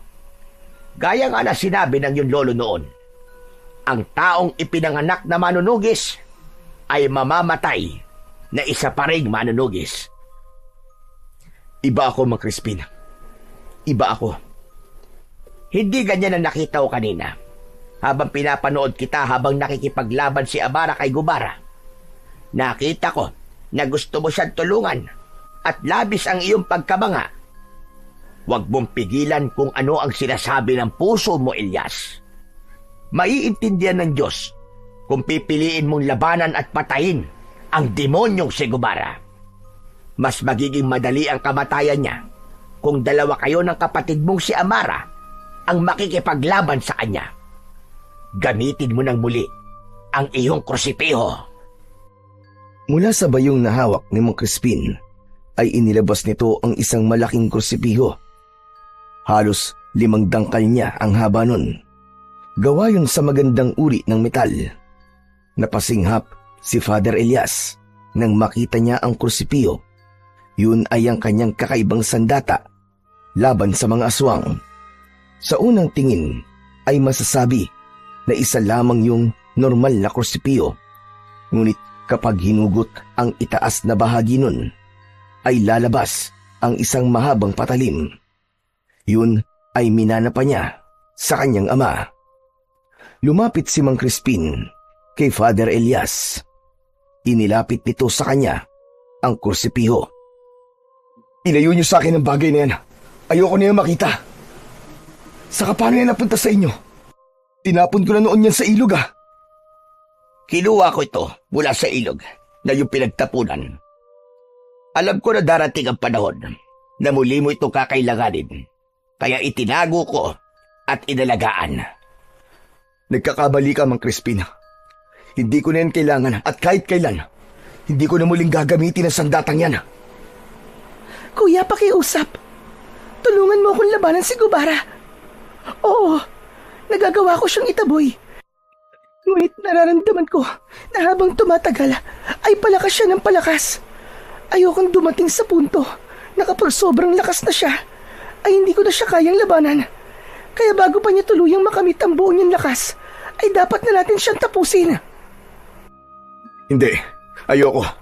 Hindi niyo ako mapipilit na muling maging manunugis. Hindi ako bumalik dito para makipaglaban sa aswang. Nandito ako para sunduin ka, Amara. Nandito ako para ilayo ka sa panganib at sa lugar na to.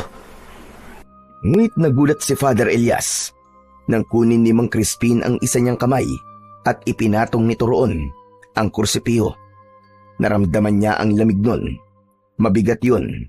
Pero kahit matagal niya na yung hindi nahahawakan, ay tila sanay na sanay pa rin siya na dalhin yun.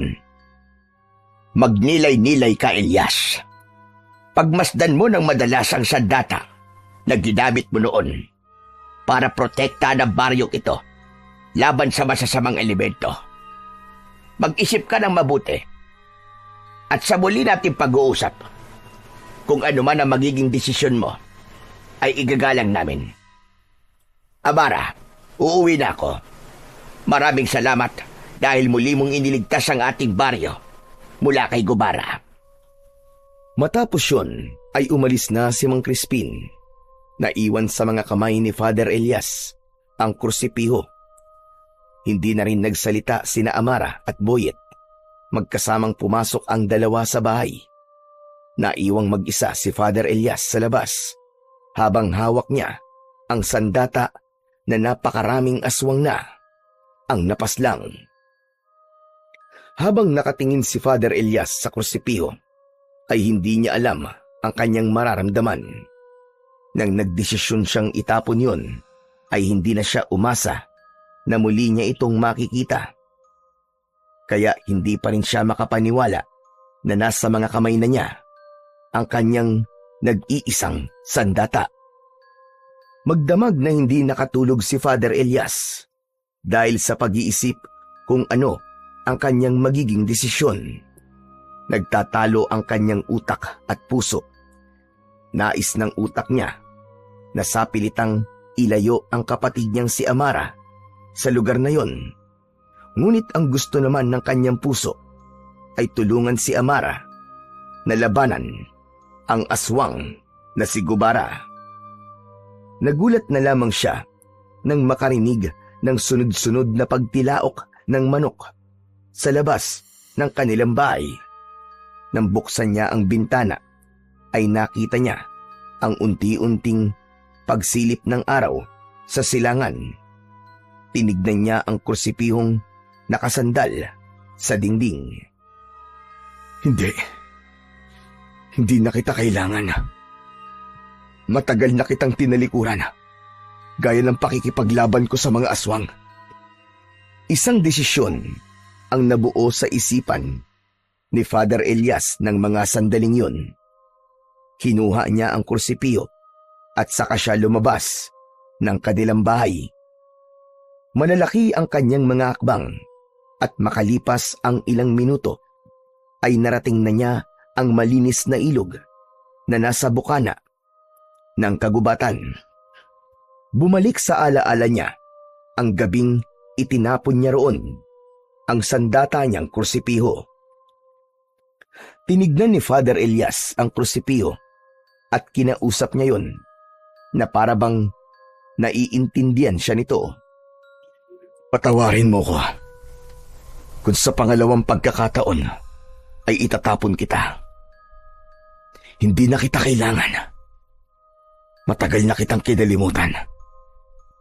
Pero nais kong magpasalamat sa iyo sa mga laban na kasama kita at naipanalo natin. At sana, sa pagkakataong ito, ay huwag ka nang bumalik sa akin. Akmang itatapon na sana ni Father Elias ang kursipiyo sa malalim na bahagi ng ilog nang marinig niya ang pagtawag ni Boyet sa kanya. Paglingon niya, ay nakita niya si Boyet na humahangos na palapit sa kanya. Boyet, anong ginagawa mo rito? Nakita po kasi kita na umalis na lang ang Korsipio. Akala ko po kung anong gagawin nyo. Tapos, malalaman ko na itatapon nyo na naman po ulit ang Korsipio. Dahil yun ang nararapat sa bagay na to, Boyet. Wala na akong balak na gamitin to. Kaya mas makabubuti na itapon ko na lamang ito tulad ng ginawa ko dati. Sayang naman po kung itatapon niyo po yan, Father Elias. Hindi niyo po ba alam ang kasabihan na kapag pinakawalan mo ang isang tao o bagay, kapag bumalik ito, ay para sa iyo talaga. Kaya Father Elias, para po talaga sa inyong krusipiho na yan. Oras na po para bumalik kayo sa pagiging manunugis. Hindi mo alam ang sinasabi mo, Boyet.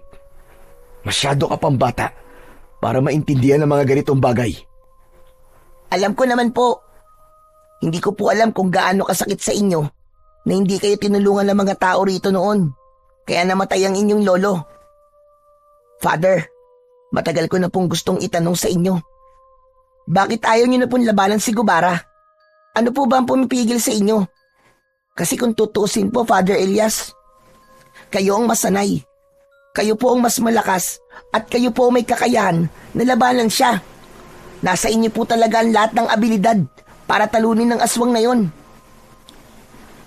Hindi ko kailangan sagutin ang tanong mo. Mas mabuti pang iwanan mo na lamang ako rito, Boyet. Tulad po ng sinabi ko, Father, naiintindihan ko po na nasasaktan kayo. Naiintindihan ko po na galit pa rin kayo sa mga tao dito. Pero Father Elias, hindi po ba maaaring isang tabi nyo na lang muna ang galit nyo at isipin nyo po ang mga buhay na maililigtas nyo? Hindi po lahat ng tao ay kasing tapang po ninyo, Father. Kung wala kayong gagawin, sino po ang aasahan nila? Si Ate Amara po ba? Hanggang kailan niya po kayang mag-isa, Father? Hanggang kailan niya kayang ipaglaban ng baryo habang kayo ay patuloy na pinipiling kalimutan ang tungkulin nyo? Father, hindi lang po sa Diyos kayo merong tungkulin, kundi maging sa mga tao rin. Sa mga sinabing yun ni Boyet, ay tila nayanig ang buong pagkatao ni Father Elias. Para siyang binuhusan ng malamig na tubig. Hindi siya makasagot. Ramdam na ramdam niya ang init ng kanyang dugo at ang paghigpit ng kanyang mga kamao. Ang mga mata ni Boyet na puno ng pag-asa at tiwala ay nagsilbing salamin ng katotohanang matagal niya nang tinatanggihan na hindi niya kayang pabayaan si Amara. At higit sa lahat, hindi niya kayang talikuran ang kanyang tungkulin bilang isang kapatid, bilang mamamayan, at bilang alagad ng Diyos. Labis na natauhan si Father Elias sa mga sinabi sa kanya ng batang si Boyet. Hindi niya inakala na ang binatilyong kagaya nito ang magiging dahilan para maging malinaw ang kanyang pag-iisip. Hindi na niya itinuloy ang pagtapon sa sandata niyang krusipiyo. Bagkus ay bumalik siya sa bahay nila. Nadala yon. Agad siyang nagtungo sa likod ng bahay at sinimulan niyang hasain ang patalim na nakatago sa krusipiyo. Masayang pinapanood ni Boyet ang kanyang ginagawa. Nang makita ni Amara ang ginagawa na yon ni Father Elias, ay napanganga ito. Hindi ito makapaniwala na parabang panaginip lamang ang nakikita nito. Amara, ayos ka lang ba? Bakit parang nakakita ka dyan ng multo? Kuya, totoo ba itong nakikita ko? Hinahasa mo ang krusipiyo? Oo eh. Napansin ko kasi na medyo hindi maganda ang pag-aalaga rito ni Mang Crispin. Kailangan ito ng maayos na pag-aasa. Pero sandali lang, kuya. Tama ba ang nasa isip ko? Gagamitin mo na ulit ang sandata mong yan? Hindi ko lang to basta gagamitin. Kundi sasamahan kita, Amara, sa pakikipaglaban mo kay Gubara. Kaya sa susunod na umatake rito si Gubara, ay hindi ka na mag-iisa sa pagharap sa kanya. Dahil dalawa na tayong makikipaglaban sa kanya. Dalawa tayong papatay sa kanya, Amara. Ano? Totoo ba ito, kuya? Baka naman binibiro mo lang ako. Kilala mo ako, Amara. Hindi ako ang klase ng tao na marunong magbiro. Magpasalamat ka dyan, sa makulit na batang yan, kay Boyet. Ha? Bakit sa akin, Father? Anong ginawa ko? Boyet, napakalaki na nagawa mo. Nang dahil sa mga sinabi mo sa akin kanina sa ilog, ay nagliwanag ang pag-iisip ko. Ikaw ang nagsabi sa akin ng mga dapat kong marinig. Tama ka, Boyet. Hindi na dapat ako maging alipin ng galit at ng aking nakaraan. Walang magbabago kung patuloy ako magagalit sa baryong to. Marahil may dahilan kung bakit kailangan mawala ni Lolo. Maraming salamat sa iyo, Boyet. Walang anuman, Father Elias. Ang totoo, hindi ko naman alam na magkakaroon ng ganong epekto ang mga sinabi ko sa inyo kanina. Sinabi ko lang po kung anong sa tingin ko sa mga nangyayari. Naku, maraming salamat, Boyet. Maraming salamat din, kuya. Dahil nagbago na ang iyong isip. Hindi mo alam kung gaano ako kasaya ngayon. At sigurado rin ako na kapag nalaman to ni Mang Crispin, ay matutuwa siya. Kaya simulan na natin ang ating pagsasanay. Matagal na akong hindi nakikipaglaban sa mga aswang. Kaya kailangan ko ng mabilisan na pag-iensayo. Maluwaluwang tumango si Amara sa sinabing yun ng kanyang kuya Elias. Nang sandaling yun, ay buo na ang loob ni Father Elias na tulungan ang kapatid niyang labanan at patayin ang aswang na si Gubara. Sa umagang yun, ay tuluyan niya nang tinapos ang galit at tampo na meron siya sa kanilang baryo at sa mga naninirahan doon. At nangako siya sa kanyang sarili na gagawin niya ang lahat upang matapos na ang paggasik ng kasamaan ni Gubara. Agad na sinimulan ni Father Elias at Amara ang kanilang mabilisang pagsasanay. Nagtulungan sila sa pagtuturo sa isa't isa ng mga tamang galaw sa pag-atake at pagdepensa. Hindi pa rin makapaniwala si Father Elias na darating ang panahon na yon dahil hindi niya nakita na magiging isang manunugis din ang kanyang kapatid na si Amara. Habang nagsasanay ay manghang-mangha silang pinapanood ng batang si Boyet. Para itong nanonood ng isang pelikulang aksyon dahil hindi nawala ang panlalaki ng mga mata nito habang nakanganga. At sa gitna ng kanilang pagsasanay ay biglang dumating si Mang Crispin. Sandaling huminto ang magkapatid sa kanilang pag-iensayo pagdating ng matandang albularyo. Sandali nga. Hindi ba ako nananaginip lang? Totoo ba talaga itong nakikita ko? Nagsasanay ka sa pakikipaglaban, Elias? Opo, alam ko na matutuwa kayo sa sasabihin ko. Mang Crispin, handa na po akong tulungan si Amara sa pagpaslang kay Gubara. Diyos ko po, salamat Panginoon ko. Dahil nagbago na ang isip mo. Napakasaya ko talaga. Sigurado ko na kung nasaan man ang iyong tatay at lolo, ay napakasaya rin nila sa desisyon mo na yan. Kaya nga po. Pero, mas masaya po sana kung nandito sila. Sigurado ko na walang magiging laban si Gubara kung apat kaming haharap sa kanya. Wala man sila rito, hindi man natin sila kasama ng pisikal, ay sigurado ko na palaging nasa tabi natin sila tatay at lolo. Nararamdaman kong ginagabayan nila tayo. Nakakagaan sa pakiramdam na pagmasdan ang inyong pagsasanay na magkapatid. Pero nandito ko, Elias. Dahil may importante akong kailangan sabihin sa inyo. Ano ho yun, Mang Crispin? Alam ko na kung paano bumalik ang kaluluwa ni Gubara. Yun ay dahil sa isang ritual na ginawa ng konsido. Nagtungo kasi ako sa libingan ni Gubara at may nakita ko roong mga kagamitan sa ritual. Alam ko na mga gamit na yon ay para sa pagtawag sa isang kaluluwa. At yun ang dahilan kung bakit mula sa impyerno na pinanggalingan nito ay nakawala ang espiritu ni Gubara. Ngunit, bakit po siya sumapi sa katawan ni Aling Celia? Ano ang dahilan? Yan ang hindi ko pa alam. Pero huwag kayo mag-alala. Dahil may ritual ako para maibalik ng tuluyan ang kaluluwa ni Gubara sa kung saan siya nararapat.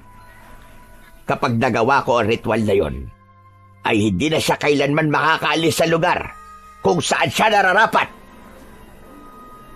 Kung ganun, ay gawin niyo na po, Mang Crispin, sa lalong madaling panahon. Kung meron kaming maitutulong sa inyo, sabihin niyo lang po kagad sa amin. Malaki ang maitutulong niyo sa akin ni Amara, Elias. Kailangan kasi na mamatay ang katawang ginagamit ni Gubara, at kapag nangyari yon, ay saka ko lamang magagawa ang ritual na sinasabi ko. Huwag ka mag-alala, Mang Crispin. Magtutulungan kami ni Amara. Gagawin namin ang lahat upang talunin at patayin si Gubara. Pero si Kapitan Ramil, hindi ba niya kami tutulungan? Siguro ay mas makabubuti kung kakausapin ko siya. Naniniwala ako na kung mas marami kami makikipaglaban, ay mas malaki ang tsansang manalo kami. Hindi ko alam kung kaya ba niya kayong tulungan pagdating sa bagay na yan. Alam ko na labis ang kalungkutan ni Kapitan Ramil sa sandaling ito. Dahil nga, ginamit ni Gubara ang katawan ng kanyang asawa. Lalo na't bago pasukin ni Gubara ang katawan ni Celia, ay meron itong malubhang sakit. Ngunit naniniwala ako na magtatagumpay kayo kahit dalawa lamang kayo ni Amara. Ipagdadasal ko rin na sana sa pagkakataong ito ay maibalik na natin ang kapayapaan sa baryong ito. Nang sandaling yon, ay buo na ang desisyon ni Father Elias na tapusin na ang takot ng mga tao sa baryo nila, bunga ng paggasik ng lagim ni Gubara. Ipinangako niya sa kanyang sarili at sa Panginoon na hindi siya aalis doon hanggat hindi nila napapatay ni Amara ang aswang. Kinagabihan ng araw ding yun, nasa labas ng bahay sina Father Elias at Amara.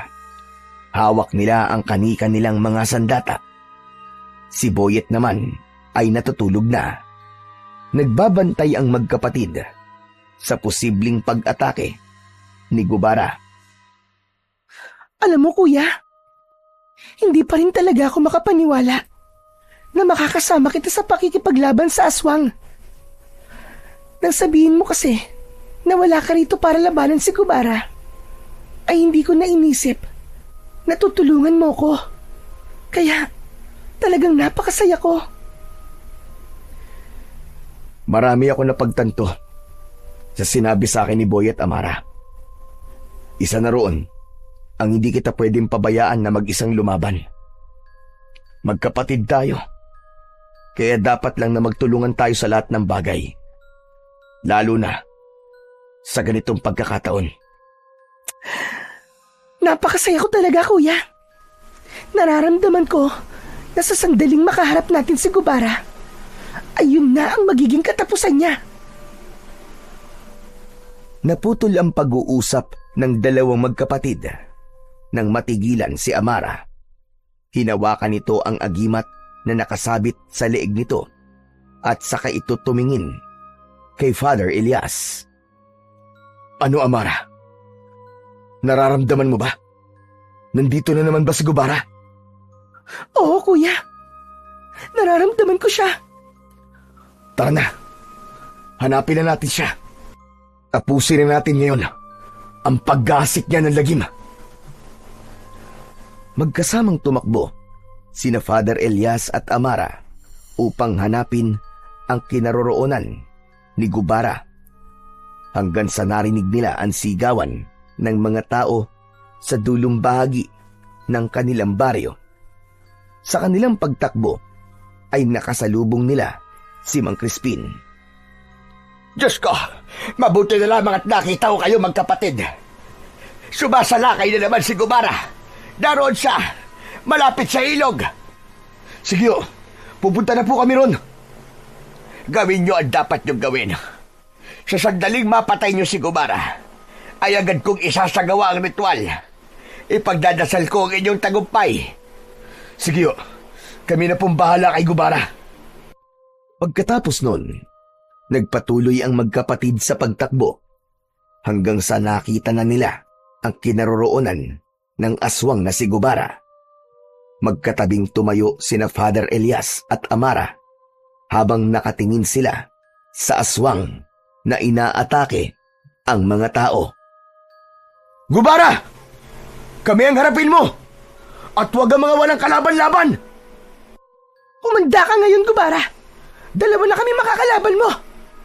Kaya ito na ang magiging katapusan mo! Galit na tumingin ang aswang na bangkilan kina Father Elias at Amara. Malakas siyang umangil at saka yun sumugod sa kanila. Sa bilis ng galaw ni Gubara ay muntik na nitong makalmot sa muka si Father Elias. Hinarap naman ni Amara si Gubara at malakas nitong itinulak palayo ang aswang. Napasadsad ito ng bagya sa lupa. Naging mabilis ang kanilang sagupaan. Sa tuwing lumilipad si Gubara ay bigla itong sumusugod ng napakabilis pabulusok. Agad naman itong sinasalubong ni Father Elias ng pag-atake gamit ang kanyang patalim mula sa sandata niyang krusipiyo. Ngunit sa isang pagkakataon ay nagawang hampasin ni Gubara si Father Elias gamit ang malalapad nitong pakpak. Natumba si Father Elias ng pasadsad sa lupa. Akmang susunggaban siya ni Gubara, ngunit naging maagap si Amara. Buong lakas na tinaga ni Amara ang isang pakpak ni Gubara. Napasigaw sa sakit ang aswang. Muling tumayo si Elias at inundayan niya ng saksak sa tiyan si Gubara. Matapos masugatan ni na Father Elias at Amara ang aswang na si Gubara, ay napansin nila ang unti-unti nitong panghihina. Sinamantala nila yon at kahit lumalaban pa rin si Gubara ay hindi sila pinanghinaan ng loob. Para na silang isang tao lang kung gumalaw at umatake. Naging sunod-sunod na ang sugat na nakukuha ni Gubara mula sa kanila hanggang sa tuluyan ng bumagsak si Gubara sa lupa. Punong-puno na ito ng sugat at naliligo na ito sa sarili nitong dugo. Hindi na rin ito makalipad dahil wasak na ang mga pakpak nito. Nilapitan na magkapatid si Gubara at tinignan nila ito ng walang awa. Sa wakas, pumagsak ka na ring demonyo ka. Tapos na ang mga gabing natatakot ang mga tao sa'yo. Ikaw nang tumapos sa kanya, Amara. Ikaw ang nagsimula sa pakikipaglaban kay Gubara. Kaya nararapat lamang na ikaw ang tumapos sa kanya. Eto, gamitin mo ang aking krusipiyo. Inabot ni Father Elias ang kanyang patalim kay Amara na agad naman itong tinanggap. Matapang itong tumango at mas lumapit pa ito kay Gubara upang tapusin na ang buhay nito. Ngunit nang akmang papatay na ni Amara si Gubara, ay isang hindi inaasahang tao ang biglang dumating. Walang iba kundi si Kapitan Ramil. Mas lalo silang nagtaka nang yakapin nito si Gubara na para bang pinoprotektahan nito yon. Luhaan si Kapitan Ramil at tila wala ito sa sariling katinuan. Kapitan Ramil, lumayo ka dyan! dyan? Anong ginagawa nyo? Kapitan Ramil, hindi nyo dapat nilalapitan si Gubara. Umalis kayo dyan! Hindi ako papayag na patayin niyo ang aking asawa. Hindi ako makakapayag. Maawa kayo sa kanya.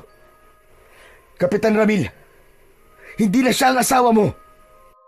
Ginagamit na lamang ng kung sinong espiritu ang katawan niya. Kaya layuan mo siya.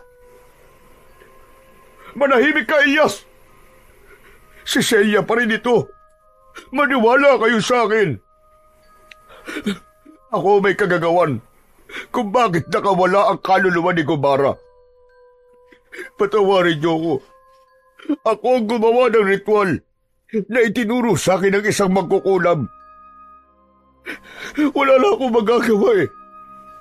Ginawa ko yun dahil ang gabing yun ay namatay na ang aking asawa. Gusto ko pa sana siyang makasama at naniniwala ako na kung ang kaluluwa na gaya ni Gubara na malakas ang sasanib sa katawan ni Celia ay masahaba pa ang buhay niya. Magkakasama pa kami na matagal. Kaya nakikiusap ako sa inyo. Huwag niyong papatayin ang aking asawa. Ikaw palang dahilan, Kapitan Ramil, kung bakit nangyari lahat ng ito. Pero kailangan mo maunawaan na patay na ang asawa mo. Si Gubara na ang nasa katawan ni Aling Celia ngayon, Kapitan. Tanggapin mo na wala na ang asawa mo si Aling Celia. Masakit, Kapitan, pero kailangan mong tanggapin. Huwag kang maging makasarili at hayaan mo na patay na namin ang Gubara na yan. Hindi ako papayag. Kung papatayin niyo siya, ay unahin niyo na akong patayin. Patayin niyo ako. Ayoko makita ang kamatayan ng aking asawa sa pangalawang pagkakataon. Hindi ko kaya. Ngunit laking gulat nilang lahat nang biglang sinakmal ni Gubara sa leeg si Kapitan Ramil. Bumulwak ang dugo nito. Nangisay si Kapitan Ramil habang mabilis na inuubos ni Gubara ang dugo nito. Sa maikling minuto ay halos naging tuyot na ang katawan ng kapitan. Nagmistula itong bulok na kahoy. Nabahala si Father Elias nang mapansin niya na unti-unting gumagaling ang mga sugat ni Gubara. Alam niya na yun ay dahil sa dugong iniinom nito mula kay Kapitan Ramil. Amara! Sige na! Tapusin mo na si Gubara! Ngayon na! Pagkarinig nun ni Amara ay walang pagdadalawang isip nitong itinarak sa tapat mismo ng puso ni Gubara ang patalim mula sa krusipiho. Binitiwan na ni Gubara ang walang buhay na katawan ni Kapitan Ramil. Matapos yun ay tuluyan ng nalagutan ng hininga si Gubara habang nakabukas ang mga matang namatay ang bangkilan. Agad namang lumapit sa kanila si Mang Crispin na may dalang isang garapon. Hindi na nag-aksaya ng sandali si Mang Crispin at sinimulan na kagad nito ang ritual na sinasabi nito. Matapos ang ritual ay may itim na usok na biglang lumabas mula sa katawan ni Gubara at hinigop yun ng garapon na hawak naman ng matandang albularyo.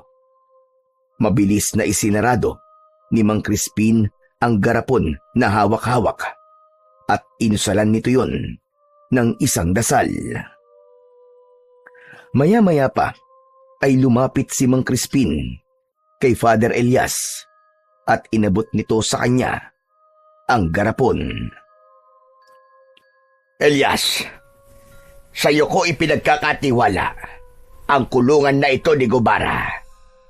Hanggat hindi binubuksan ang garapon na ito, ay hindi na siya makakawala pa.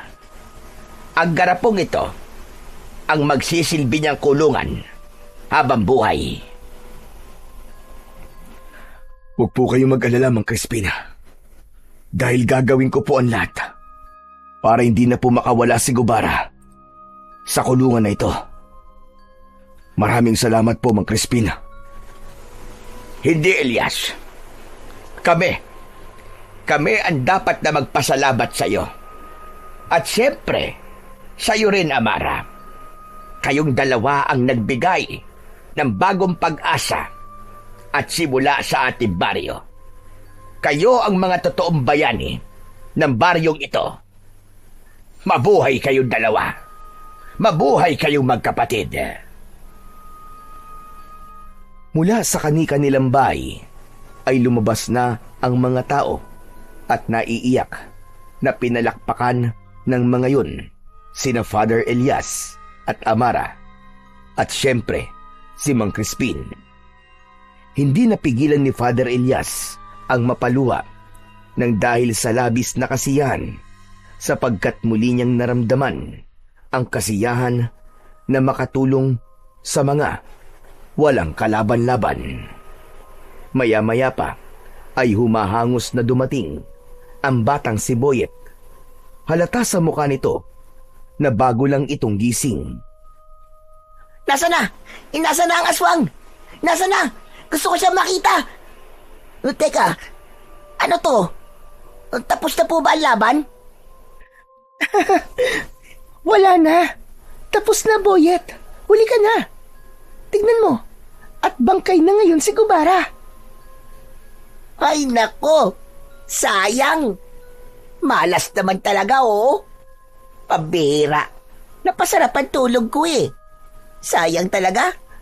Hindi ko nakita kung paano kayo nakipaglaban kay Gubara at paano niyo siya tinalo. Father, bakit hindi niyo po kasi ako ginising kanina? Pambira naman kayo, oh. Tulog mantika ka kasi, Boyet. Halika na nga. Umuwi na tayo. At ikikwento ko na lang sa'yo ang lahat ng nangyari mula sa umpisa hanggang sa napatay na namin si Gubara. Uy, ayos yun ah. Pero mas okay po sana kung nakita ko mismo ng personal. Ano bang gusto mong gawin ko? Buhayin ko ulit si Gubara tapos labanan ulit namin ni Amara? Huwag ka na nga maghimutok dyan. Halika na, umuwi na tayo. Ang kulit-kulit mo talaga eh. Natatawang ginulo ni Father Elias ang buhok ng naiinis na si Boyet. Wala nang nagawa ang binatilyo kundi ang sumama sa kanila pauwi sa kanilang bahay. Makalipas ang ilang araw ay dumating na ang araw ng pag-alis ni na Father Elias at Boyet. Inihatid silang dalawa ni Amara sa istasyon ng bus. Ano, kuya? Hindi na ba talaga magbabago ang isip mo? Hindi ka ba talaga pwedeng manatili na kahit ilang araw pa? Sige na. Sa susunod na araw ng selebrasyon ng mga tao sa ating baryo dahil sa pagkawala ni Gubara. Amara, gustuin ko man na manatili pa ng ilang araw dito. Pero hindi na maaari, Amare. Dahil 1 linggo lamang ang bakasyon ko mula sa simbahan. May mga obligasyon ako na kailangan kong gawin. Ganun ba, kuya? Sayang naman. Pero kuya, salamat ah. Kasi hindi mo na ako pinilit na sumama sa'yo. Amara, nauunawaan ko na ikaw ay nararapat sa ating baryo. Ipinakita mo na kaya mong lumaban. Pero huwag ka mag-alala. Sa sandaling kailanganin niyo ulit ang tulong ko bilang isang manunugis, ay hindi ko na kayo pahihirapan na kumbinsihin ako na makipaglaban ulit sa mga aswang. Wala man ako sa ating baryo, Amara. Asahan niyo na ang puso ko ay nasa lugar na yon. Nang marinig na ni na Father Elias ang pagsigaw ng konduktor na aalis na ang bus, ay mabilis na nagyakap sina Father Elias at Amara. Sumakay na sila ni Boyet sa loob ng bus at nang umandar na yon, ay sumilip siya sa bintana at kumaway sa kanyang nakababatang kapatid. Ligtas na nakabalik sina Father Elias at Boyet sa baryo kung saan nagsisilbi si Father Elias bilang isang pari. Muli siyang naglingkod sa mga tao roon at nagpakalat ng magagandang salita ng ating Panginoon. Sa kabila ng kanyang tungkulin, hindi niya nakalimutan ang kanyang kapatid na si Amara. Paminsan-minsan ay dinadalaw niya ito at tuluyan niya na itong hinayaan na maging isang manunugis. Tinanggap na ni Father Elias na si Amara ay nakalaan upang ipagtanggol ang kanilang bayan laban sa mga nilalang ng dilim, lalong-lalo na sa mga aswang. Itinago ni Father Elias ang garapon kung saan nakakulong ang kaluluwa ni Gubara upang hindi na muling makawala ang halimaw na minsang nagdulot ng lagim sa kanilang mga buhay. Sa kanyang pagbabalik bilang pari ay natutunan niya ang kahalagahan ng pagpapatawad. Natutunan niyang ang galit na kanyang pinasan sa napakahabang panahon laban sa mga taong minsang nagkulang sa kanila ay hindi na dapat niya dalhin, sapagkat sa pagpapatawad nagmumula ang tunay na kapayapaan. Alam niya na hindi lamang ang laban sa aswang ang napagtagumpayan niya, kundi maging sa pagbitiw sa bigat ng kanyang nakaraan.